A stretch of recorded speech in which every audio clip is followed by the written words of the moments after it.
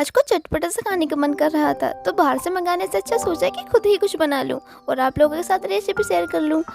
Pasta boil करके मैंने side रख दिया और फिर तेल गरम करके उसमें अनियन और बहुत सारी वेजीज डाल दी। और मुझे पनीर बहुत पसंद है, इसलिए मैंने थोड़ा पनीर भी डाल दिया। और फिर बारी आई चटपटा करने की, तो मैंने रेड चिली पाउडर और सॉल्ट डाल दिया। और फिर मैंने डाला पास्ता और ऊपर से पास्ता मसाला।